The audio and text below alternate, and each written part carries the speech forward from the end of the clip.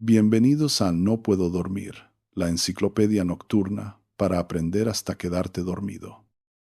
Cada noche exploramos un tema distinto con una narración tranquila, pausada y sin prisas, para acompañarte mientras el sueño llega poco a poco. Esta noche hablaremos sobre los mapas. Acomódate, cerrá los ojos si ya lo deseas, y comencemos. Sobre una mesa hay un mapa de papel abierto. Los pliegues forman una cuadrícula tenue y algunas esquinas intentan levantarse. Una carretera roja atraviesa pueblos marcados con círculos. Un río azul la acompaña durante unos kilómetros y luego se aparta. En un margen aparece una escala. En otro, una pequeña flecha señala el norte. El papel contiene un territorio mucho mayor que la mesa. Para lograrlo, reduce distancias, endereza curvas, elige símbolos y deja fuera una enorme cantidad de cosas. No aparecen todos los árboles, todas las ventanas ni cada irregularidad del camino. En cambio, unas pocas líneas permiten reconocer una región y decidir hacia dónde avanzar. Un mapa no es una copia del terreno, es una representación seleccionada de relaciones espaciales. Puede mostrar continentes, calles, corrientes oceánicas, parcelas, rutas de tren, profundidades, lenguas, temperaturas o la distribución de una enfermedad. Puede caber en un bolsillo, ocupar una pared o existir como una serie de datos que una pantalla vuelve a dibujar cada vez que se mueve un dedo. Esa capacidad de convertir el espacio en signos acompaña a las sociedades desde hace mucho tiempo. Su historia no forma una línea única que comienza con dibujos imprecisos y termina con una aplicación perfecta. Distintas comunidades hicieron mapas para tareas diferentes: administrar tierras, describir un mundo conocido, navegar, enseñar, cobrar impuestos, afirmar fronteras o encontrar agua. La forma de cada mapa dependió de aquello que sus autores necesitaban ver. Definir qué cuenta como mapa no siempre es fácil. Una imagen de un paisaje puede indicar la posición relativa de un río, una montaña y una aldea, aunque no utilice una escala constante. Un esquema de metro altera deliberadamente las distancias, pero permite entender conexiones y transbordos con rapidez. Un croquis trazado para explicar cómo llegar a una casa puede ser útil, aun cuando ninguna de sus calles tenga la longitud correcta. Lo que une a estos objetos es la organización del espacio. Un mapa selecciona ciertos rasgos, los traduce mediante puntos, líneas, áreas, colores o palabras y permite observar cómo se relacionan. La selección es inevitable. Si un plano urbano intentara mostrar al mismo tiempo cada tubería, árbol, comercio, límite administrativo, cable y desnivel, terminaría ocultando la información que buscábamos. Por eso, hacer un mapa exige decidir. Hay que escoger el área cubierta, el nivel de detalle, la orientación, la escala y el sistema de símbolos. También hay que decidir qué nombres utilizar y qué elementos merecen mayor presencia visual. Una autopista puede dibujarse mucho más ancha de lo que sería si respetara la escala, porque de otro modo desaparecería sobre el papel. Una ciudad puede reducirse a un punto. Una costa llena de entrantes diminutos se simplifica cuando el mapa muestra un continente entero. La escala expresa la relación entre una medida en el mapa y su equivalente en el terreno. En una escala de 1 a 100.000, una unidad sobre el mapa representa 100.000 unidades de la misma clase en la realidad. Un centímetro representa un kilómetro. La terminología puede parecer invertida al principio. Un mapa de gran escala muestra un espacio pequeño con mucho detalle, mientras uno de pequeña escala muestra una región extensa con menos detalle. La fracción explica la diferencia. Un 24 milésimo es mayor que un millonésimo. La orientación tampoco fue siempre la misma. Hoy es habitual colocar el norte arriba, pero no existe una ley natural que obligue a hacerlo. Hubo mapas orientados hacia el este, el sur o un centro religioso. La palabra orientar conserva una huella del oriente. el lugar por donde sale el sol. Girar un mapa no cambia el territorio, cambia el punto desde el cual se lo organiza y se lo lee. Antes de la medición sistemática, los mapas podían combinar recorridos, memoria, autoridad, tradición y observación. Algunos describían distancias prácticas entre lugares. Otros situaban a una comunidad dentro de un orden político o religioso. Juzgarlos únicamente por su parecido con una imagen tomada desde el aire impide comprender su función. Una representación puede ser poco adecuada para medir kilómetros y al mismo tiempo muy precisa al explicar qué lugares estaban conectados por comercio, peregrinación o poder. Entre los mapas antiguos conservados se encuentra una tablilla de arcilla producida en Mesopotamia durante el primer milenio antes de nuestra era. Se la conoce como el mapa babilónico del mundo. Muestra la tierra como un disco rodeado por un anillo de agua llamado Río Amargo. Babilonia aparece junto al Éufrates. También se reconocen Asiria, ciudades y regiones cercanas. Más allá del círculo, se extienden zonas representadas mediante figuras triangulares. La tablilla no intenta ofrecer una vista completa del planeta en el sentido moderno. Reúne geografía conocida, tradición y una imagen del cosmos. Babilonia ocupa una posición destacada porque el mapa expresa un mundo contemplado desde Babilonia. Una nota indica, además, que fue copiado de un documento anterior. El objeto que ha llegado hasta nosotros pertenece aproximadamente al siglo VI antes de nuestra era, aunque algunos de sus materiales pueden proceder de tradiciones más antiguas. En otras tablillas mesopotámicas aparecen campos, canales, propiedades y planos urbanos. Esos mapas respondían a problemas concretos de administración y tenencia de la tierra. Cuando una sociedad mide parcelas, distribuye agua o registra impuestos, necesita establecer límites y relaciones espaciales. El mapa se convierte entonces en una herramienta de gobierno, además de una imagen. En el mundo griego, la reflexión sobre la forma de la tierra y la medición de su tamaño condujo hacia otra clase de cartografía. Los eruditos discutieron cómo situar lugares mediante líneas y números.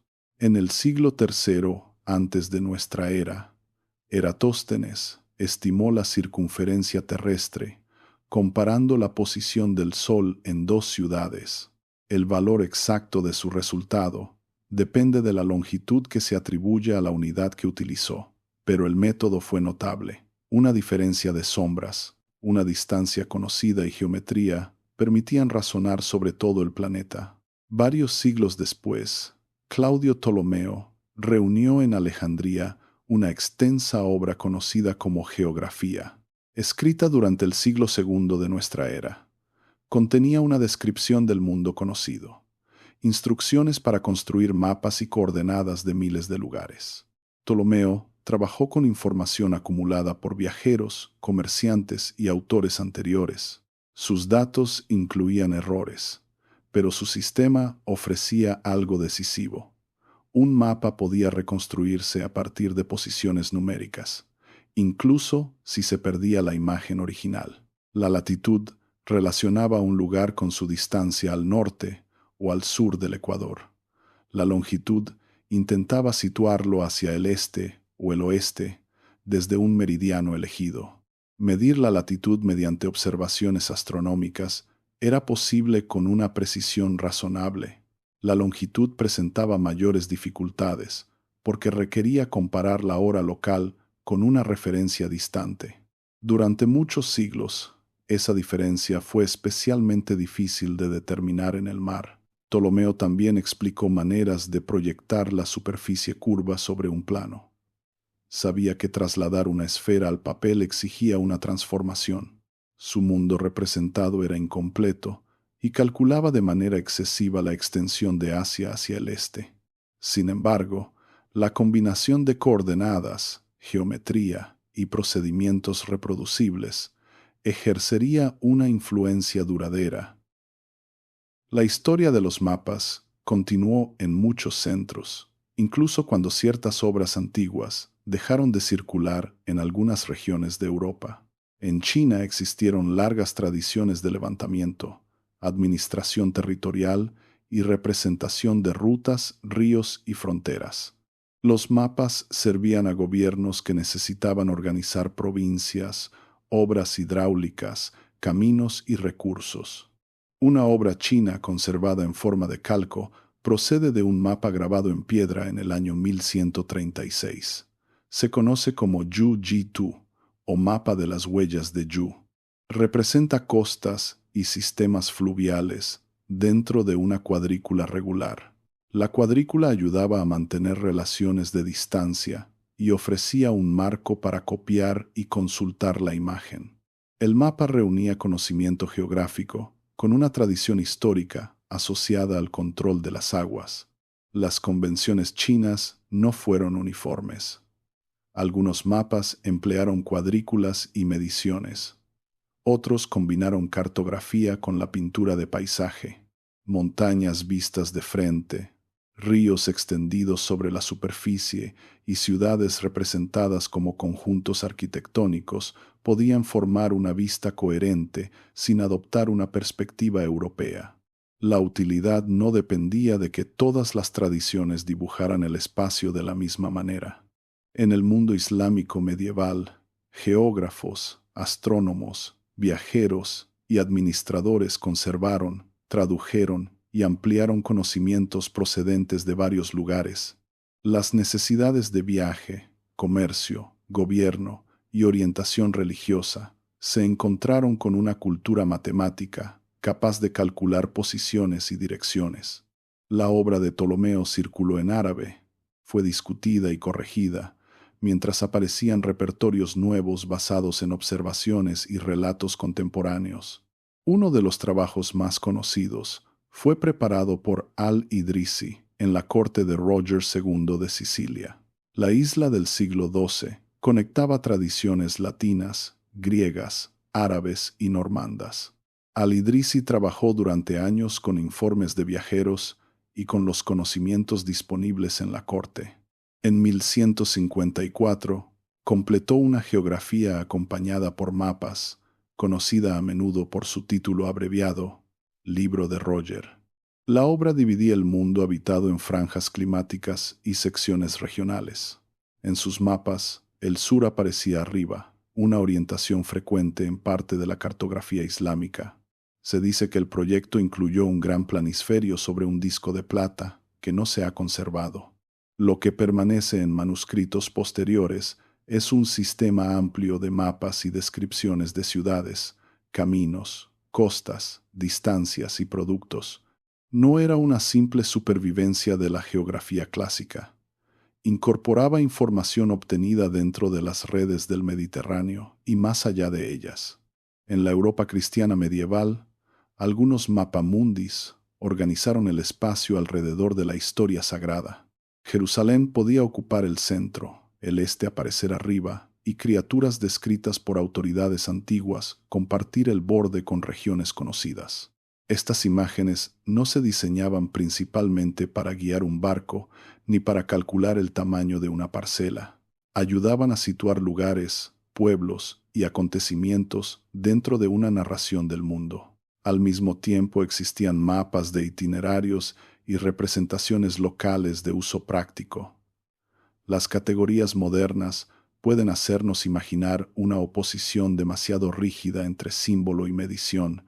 Un mismo periodo podía producir un mapa para contemplar la historia universal, otro para registrar una propiedad y otro para seguir una ruta. Cada uno respondía a una pregunta diferente. Hacia finales del siglo XIII, apareció en el Mediterráneo una forma de carta náutica inmediatamente reconocible. Los portulanos mostraban costas y puertos con atención minuciosa. Sobre el mar se extendía una red de líneas de rumbo que partían de rosas de los vientos. En el interior de los continentes había poca información, porque el propósito principal estaba en los bordes, entradas, cabos, islas, distancias y direcciones útiles para navegar. El origen exacto de estas cartas sigue siendo objeto de estudio. Los primeros ejemplares conservados aparecen con una técnica ya desarrollada y no existe una secuencia completa que permita observar cada etapa de su formación. Probablemente reunieron experiencia marinera, listas de rumbos y distancias, uso de la brújula y conocimientos transmitidos entre puertos. La práctica acumulada de muchos navegantes quedó condensada en líneas sobre pergamino. Los portulanos funcionaban especialmente bien en espacios como el Mediterráneo. No incorporaban de manera adecuada la curvatura terrestre para travesías oceánicas muy largas, pero representaban costas familiares con una precisión que los volvía valiosos. Algunos eran herramientas de trabajo, otros se decoraban con banderas, ciudades, gobernantes y animales, y podían servir como objetos de prestigio. Durante los siglos XV y XVI, las navegaciones europeas por el Atlántico y el Índico ampliaron violentamente el espacio registrado por sus cartógrafos. La exploración estuvo unida al comercio, la competencia imperial, la conquista y la colonización. Los mapas ayudaron a regresar a un puerto, reclamar territorios, planear rutas y administrar dominios. Parte de la información se trataba como secreto de Estado porque podía ofrecer ventajas económicas y militares. Los nuevos viajes no llenaron de inmediato todos los espacios. Las costas podían copiarse de una carta a otra, con errores que se conservaban durante décadas. Los relatos de pilotos se combinaban con observaciones astronómicas y rumores. Algunas islas aparecieron en mapas mucho después de que expediciones posteriores no lograran encontrarlas. Otras tierras se dibujaron varias veces con formas distintas mientras se acumulaban mediciones.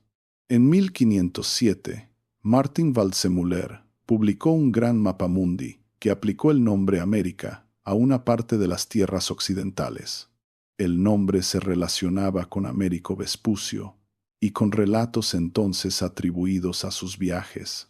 Waldseemüller modificaría después algunas de sus ideas, pero el término ya había entrado en circulación.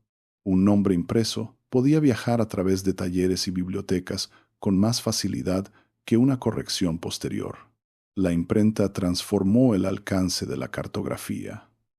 Los mapas manuscritos seguían existiendo, pero las planchas grabadas permitían producir numerosos ejemplares relativamente consistentes. También facilitaban reunir hojas en libros. En 1570, Abraham Ortelius publicó en Amberes el Theatrum Orbis Terrarum, considerado con frecuencia el primer atlas moderno, una colección de mapas uniformes, preparados y encuadernados como una obra coherente. Ortelius reunió trabajos de muchos cartógrafos y tuvo el cuidado poco común de enumerar sus fuentes. Gerardus Mercator, contemporáneo y amigo de Ortelius, dio al término atlas su uso duradero para una colección de mapas. Su nombre está unido sobre todo a la proyección que presentó en un mapamundi de 1569. La proyección de Mercator conserva los ángulos localmente. En ella, una ruta de rumbo constante puede dibujarse como una línea recta. Esa propiedad resultaba especialmente conveniente para la navegación con brújula. La ventaja tenía un costo. Para conservar esas relaciones, la escala aumenta hacia los polos. Las regiones de latitudes altas parecen mucho mayores en relación con las cercanas al Ecuador. Groenlandia adquiere en un mapamundi de Mercator un tamaño visual que no corresponde a su área real. Esto no vuelve inútil a la proyección. Recuerda que fue diseñada para ciertas tareas y no para comparar superficies continentales. Mientras los mapas impresos circulaban, medir territorios completos seguía exigiendo una enorme cantidad de trabajo en el terreno. El levantamiento comenzaba con posiciones de referencia. Si se conocía con precisión la longitud de una línea de base y se medían los ángulos hacia un tercer punto, La trigonometría permitía calcular los otros lados del triángulo. Desde esos nuevos puntos podían construirse más triángulos, hasta formar una red extensa. La triangulación no fue inventada por una sola institución, ni aplicada de una vez a todo el mundo. Se desarrolló a través de aportes matemáticos y prácticos durante varios siglos. Su expansión dependió de instrumentos capaces de medir ángulos con creciente precisión, de equipos de topógrafos y de gobiernos dispuestos a sostener campañas prolongadas. A fines del siglo XVIII, William Roy dirigió mediciones para vincular geodésicamente los observatorios de Greenwich y París. En Hounslow Heath se estableció una línea de base de unos 8 kilómetros, con un gran teodolito construido por Jesse Ramsden. Los equipos extendieron una red de triángulos a través del Canal de la Mancha. Ese trabajo sirvió como fundamento para el levantamiento principal de Gran Bretaña. La institución, que llegaría a llamarse Ordnance Survey, nació oficialmente en 1791, dentro de un contexto militar. La amenaza de invasión aumentaba el interés por conocer caminos, costas, alturas y lugares donde podían desplazarse o alojarse tropas. El primer mapa publicado por el organismo, en 1801, representó el condado de Kent. Con el tiempo, las mismas mediciones adquirieron usos civiles en obras públicas, propiedad, planificación y viaje. Otros estados emprendieron levantamientos comparables. Medir un país significaba enviar personas con cadenas, varas, niveles y teodolitos, observar desde torres, colinas y señales, registrar nombres locales, dibujar borradores y comprobar posiciones. Las redes nacionales podían tardar décadas. El resultado no era una fotografía neutral. Además de relieve y caminos, fijaba topónimos, divisiones administrativas y límites de propiedad que podían convertirse en instrumentos legales. Para representar la altura, los cartógrafos desarrollaron varias técnicas. El sombreado podía sugerir montañas, como si una luz lateral iluminara el terreno. Las rayas de pendiente indicaban dirección e inclinación. Las curvas de nivel ofrecieron una solución más sistemática. Cada línea une puntos situados a la misma elevación respecto de una superficie de referencia. Cuando las curvas aparecen muy juntas, la pendiente es pronunciada. Cuando se separan, el terreno es más llano. Una serie de curvas cerradas puede describir una colina sin necesidad de dibujarla de perfil. El lector aprende a reconstruir mentalmente una forma de 3 dimensiones a partir de líneas planas. En el mapa no existe ninguna de esas líneas sobre el suelo. Son una herramienta conceptual para hacer visible la altura. Los símbolos topográficos forman un idioma especializado. El azul suele representar agua. Distintos trazos separan carreteras, senderos, ferrocarriles y fronteras. Una casa puede reducirse a un cuadrado. La vegetación puede convertirse en un área coloreada. Las convenciones cambian entre instituciones y épocas, por lo que la leyenda sigue siendo necesaria. Leer un mapa consiste en aprender esa traducción, no simplemente en mirar una imagen. El nivel de detalle depende otra vez de la escala. En un mapa local pueden aparecer edificios y cercas. En uno regional, esos mismos objetos deben omitirse o reunirse. La generalización no es un defecto añadido al final, sino una tarea esencial. El cartógrafo decide qué curvas suavizar, qué nombres conservar y qué elementos desplazar ligeramente para que puedan distinguirse. Incluso un mapa construido a partir de mediciones exactas necesita separarse de la realidad para resultar legible. La precisión topográfica permitió usar el mapa como base para representar fenómenos que no tenían una forma visible en el paisaje. En lugar de limitarse a ríos, caminos y elevaciones, un mapa podía mostrar cantidades y categorías, tipos de roca, densidad de población, resultados electorales, temperaturas o movimientos comerciales.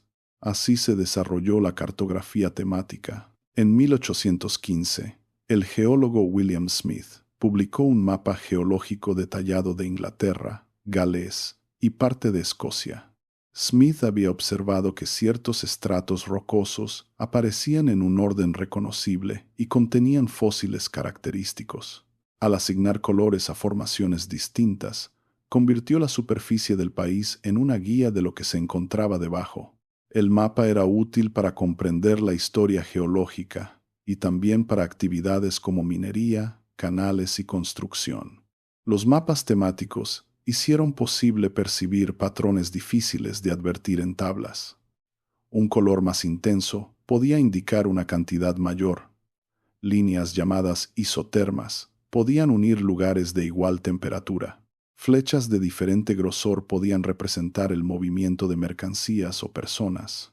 Cada recurso visual permitía comparar muchos datos de una sola mirada, aunque también introducía nuevas decisiones sobre categorías, colores y escalas. Uno de los ejemplos más conocidos procede del brote de cólera de 1854 en el barrio londinense de Soho. El médico John Snow investigaba la idea de que la enfermedad se transmitía mediante agua contaminada en una época en que la explicación por miasmas o aire nocivo conservaba amplia aceptación. Snow reunió información sobre muertes, fuentes de agua y hábitos de los residentes. En un plano de las calles colocó pequeñas barras en las direcciones donde se habían registrado fallecimientos. La concentración alrededor de la bomba de Broad Street podía verse con claridad. El mapa ayudó a presentar espacialmente su argumento, pero la versión popular suele simplificar lo ocurrido. Snow no descubrió la causa solo al mirar unos puntos, ni el mapa reemplazó su investigación. También comparó grupos abastecidos por distintas compañías de agua, examinó excepciones y habló con residentes. Además, el brote ya estaba disminuyendo cuando las autoridades retiraron la palanca de la bomba. El valor del episodio se encuentra en la combinación de pruebas. El mapa relacionó casos y lugares. Las entrevistas y comparaciones ayudaron a explicar el patrón. Una representación espacial no demuestra por sí misma una causa, pero puede revelar dónde conviene buscarla y comunicar una relación que una lista oculta. La misma capacidad exige cautela. Los intervalos elegidos en un mapa de colores pueden hacer que una diferencia parezca brusca o gradual. Los datos absolutos de una población grande pueden dominar aunque su proporción sea baja. El tamaño de los símbolos puede exagerar contrastes si no se escala correctamente. Un mapa parece ofrecer una visión inmediata, y precisamente por eso sus elecciones pueden pasar inadvertidas. Las fronteras muestran otra clase de decisión. Algunas siguen ríos o cadenas montañosas, otras proceden de tratados, conflictos, administraciones coloniales o acuerdos locales. Dibujar una línea continua puede darle apariencia de permanencia, aunque sea disputada o cambiante. Los nombres de mares, ciudades y territorios también pueden variar según la lengua y la autoridad que publica el mapa. La cartografía describe relaciones de poder y en ocasiones ayuda a producirlas. Esto no significa que todo mapa sea arbitrario. Una carretera puede medirse, una elevación comprobarse y una costa observarse. Significa que los datos comprobables todavía deben seleccionarse y presentarse. La honestidad cartográfica consiste en hacer esas decisiones adecuadas al propósito y suficientemente claras para quien utilizará el resultado. La proyección es una de las decisiones más visibles en un mapa mundi. La Tierra no es una esfera perfecta, pero incluso si la imaginamos como una esfera, aparece un problema inevitable.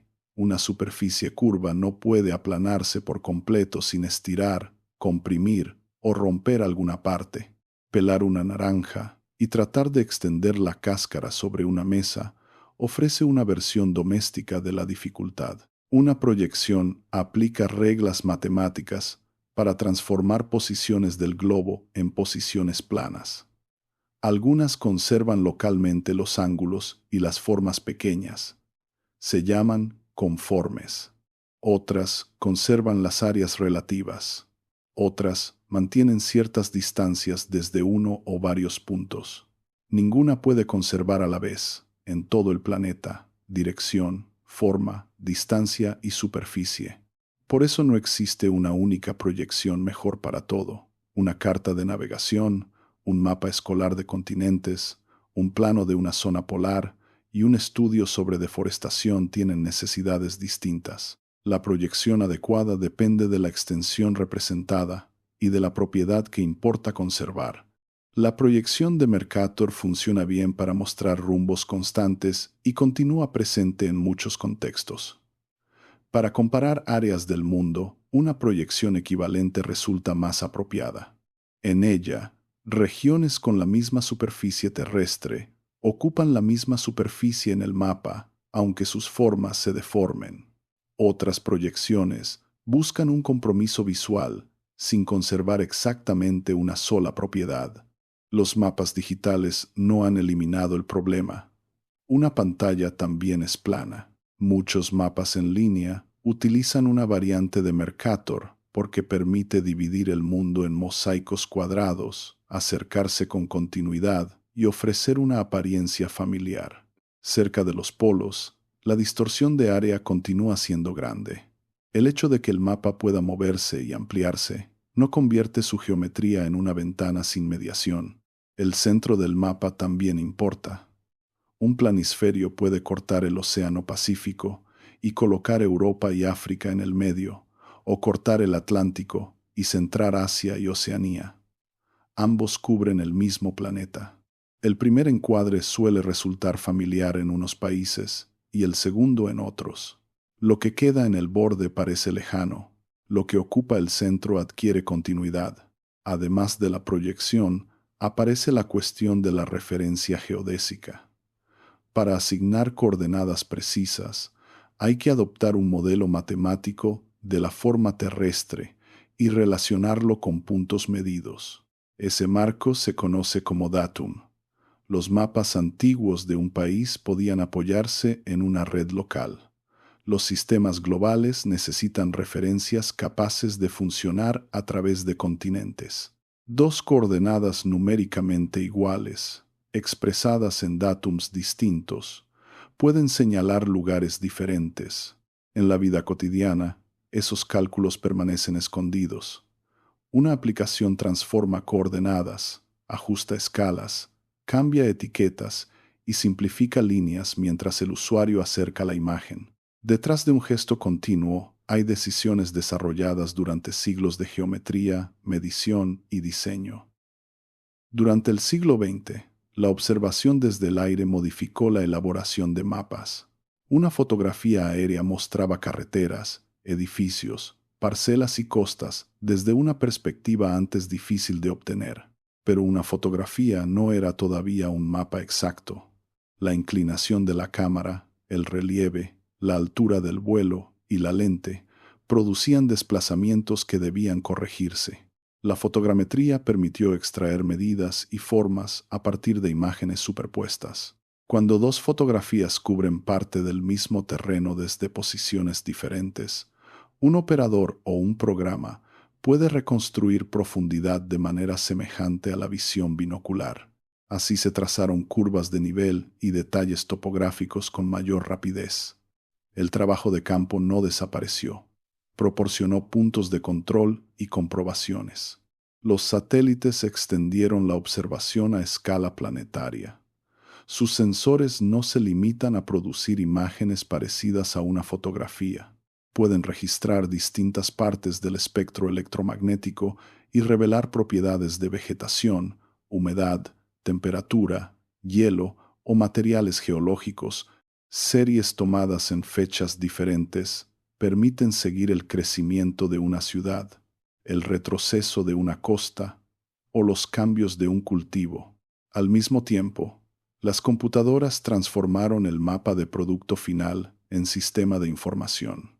En la década de 1960, el geógrafo Roger Tomlinson dirigió el desarrollo del Sistema de Información Geográfica de Canadá para organizar y analizar datos de un inventario nacional de tierras. El proyecto es reconocido como uno de los primeros sistemas de información geográfica computarizados y ayudó a establecer el término GIS, conocido en español como SIG. Un sistema de información geográfica almacena elementos espaciales junto con atributos. Una carretera no es solamente una línea. Puede tener nombre, ancho, tipo de pavimento y sentido de circulación. Una parcela puede estar relacionada con uso del suelo, superficie y clasificación. Los datos se organizan en capas que pueden combinarse sin tener que dibujar de nuevo todo el mapa. Superponer capas permite formular preguntas. Una administración puede buscar zonas que reúnan cierta pendiente, un tipo de suelo y proximidad a una carretera. Un equipo ambiental puede comparar humedales con proyectos de construcción. Un servicio de emergencia puede estimar qué calles ofrecen acceso a un área inundada. La respuesta no siempre tiene que ser otro mapa. Puede ser una medida, una lista o un modelo. Sin embargo, el mapa sigue ofreciendo una manera eficaz de inspeccionar el resultado. La información digital también cambia con mayor facilidad. En un mapa impreso, corregir una calle exige preparar otra edición. En una base de datos, la modificación puede distribuirse a muchas pantallas. Esa rapidez trae su propio problema. Mantener millones de elementos actualizados requiere imágenes recientes, registros públicos, vehículos de levantamiento, contribuciones de usuarios y equipos de revisión. Un mapa digital puede parecer instantáneo, pero depende de trabajo continuo. El sistema de posicionamiento global añadió otra pieza. GPS es una infraestructura mantenida por Estados Unidos que utiliza satélites, estaciones de control y receptores. Los satélites transmiten su posición y la hora precisa en que enviaron cada señal. El receptor mide cuánto tardan en llegar señales de varios satélites y calcula las distancias a partir del tiempo de viaje de las ondas de radio. La idea básica es la trilateración. Conocer la distancia a un punto limita la posición posible a una superficie alrededor de ese punto. Al combinar distancias a varios satélites, se obtiene una intersección. En la práctica se emplean al menos 4 señales para resolver también el desfase del reloj del receptor y calcular una posición tridimensional junto con la hora. La atmósfera, los edificios, la geometría de los satélites y otros factores influyen en la precisión. GPS no contiene por sí mismo las calles, ni decide una ruta. Proporciona posición, navegación y tiempo. Una aplicación de mapas combina esa posición con bases de datos de caminos, direcciones, comercios, reglas de tránsito y velocidades estimadas. Después aplica algoritmos para elegir un recorrido de acuerdo con un criterio, como duración, distancia, peajes o medio de transporte. La flecha que avanza por una pantalla reúne sistemas distintos. El receptor estima dónde se encuentra. El mapa ajusta esa posición a una calle probable. Una base de datos representa la red vial. El programa calcula alternativas y las condiciones del tránsito pueden modificar el resultado. Si el conductor se desvía, el sistema vuelve a calcular desde el nuevo punto. La comodidad cambia la forma de leer. Con un mapa de papel, una persona suele observar primero una región amplia, localizar el punto de partida, elegir referencias y conservar una imagen general del trayecto. Con la navegación paso a paso, puede seguir instrucciones breves sin construir la misma visión del conjunto. Ninguna forma es necesariamente superior en toda situación. El mapa de papel no pierde batería y muestra mucho contexto. El digital puede actualizarse, buscar nombres y adaptar la ruta. También existen mapas construidos de manera colaborativa. Personas, instituciones y empresas aportan caminos, edificios y otros datos que luego se corrigen y reutilizan. En lugares donde la cartografía oficial es incompleta, ese trabajo puede apoyar transporte, respuesta ante desastres y servicios comunitarios. La calidad depende de la cobertura, las reglas de edición y la revisión, igual que en otros sistemas cartográficos. Los mapas contemporáneos se actualizan y personalizan. Una misma pantalla puede resaltar restaurantes para una persona, paradas de autobús para otra, y pendientes para quien se desplaza en bicicleta. Al acercarse aparecen nombres que antes estaban ocultos. El norte puede dejar de ocupar la parte superior porque la vista gira con el movimiento. La representación ya no es una hoja fija, sino una respuesta cambiante a una consulta. Esa adaptación hace menos visibles algunas selecciones. Un negocio que no aparece en una búsqueda puede quedar fuera del recorrido, aunque exista físicamente. Una ruta recomendada distribuye vehículos por determinadas calles. La manera de nombrar un lugar o dibujar una frontera puede variar según la región desde la que se consulta. La cartografía digital conserva las antiguas preguntas sobre selección y autoridad, aunque las decisiones estén alojadas en bases de datos y programas. Hay mapas para espacios que no se recorren caminando. Los astrónomos trazan la superficie de planetas y lunas. Los oceanógrafos representan fondos situados bajo kilómetros de agua. Los anatomistas y especialistas en imágenes médicas organizan regiones del cuerpo. Los diagramas de redes utilizan lenguaje cartográfico para mostrar relaciones que no son necesariamente geográficas. También hacemos mapas mentales sin dibujarlos. Recordamos que la cocina está después del pasillo, que una tienda queda al otro lado de la plaza o que cierto camino conduce hacia el río. Esas representaciones internas son selectivas y se actualizan con la experiencia.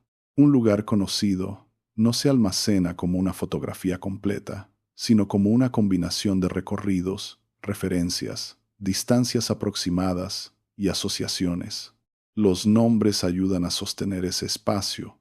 Nombrar una calle, una montaña o un barrio permite compartir una posición. Sin embargo, un mismo sitio puede tener varios nombres debido a distintas lenguas, historias y comunidades. Las decisiones oficiales no siempre eliminan los nombres locales. En un mapa, la tipografía parece discreta, pero cada palabra relaciona el terreno con una memoria y una autoridad. Conservar mapas antiguos permite observar cambios en dos niveles. Muestran cómo era representado un lugar y también qué sabían, deseaban o administraban quienes hicieron la representación. Una costa mal dibujada registra un límite del conocimiento. Una vía ferroviaria que ya no existe conserva una antigua conexión. El crecimiento de una mancha urbana indica transformación física, mientras el cambio de un topónimo revela otra clase de historia. Por eso, comparar mapas de fechas distintas requiere más que alinear sus contornos. Puede haber cambiado la escala, la proyección, el propósito o la precisión del levantamiento. Una diferencia aparente en un río quizá proceda de una medición antigua. Otra puede indicar que el cauce realmente se movió. El mapa es evidencia, pero debe leerse junto con las condiciones en que fue producido. En una casa, algunos mapas sobreviven mucho después de dejar de estar actualizados. Permanecen doblados en una guantera, pegados a una pared o guardados entre las páginas de un libro. Ya no sirven para encontrar una carretera nueva, pero conservan el recorrido para el que fueron comprados, una frontera de otra época o el nombre anterior de una estación. El mapa abierto sobre la mesa continúa allí. Para plegarlo hay que seguir marcas que el papel ya conoce. Una parte de la carretera desaparece bajo otra, el río se divide entre dos pliegues y la región entera vuelve a convertirse en un rectángulo pequeño. Afuera, las calles mantienen sus distancias, los edificios ocupan su lugar y ningún borde del paisaje se dobla. Dentro del papel queda una versión seleccionada de ese espacio, suficiente para orientarse incompleta por necesidad y preparada para abrirse otra vez. Gracias por acompañarme esta noche.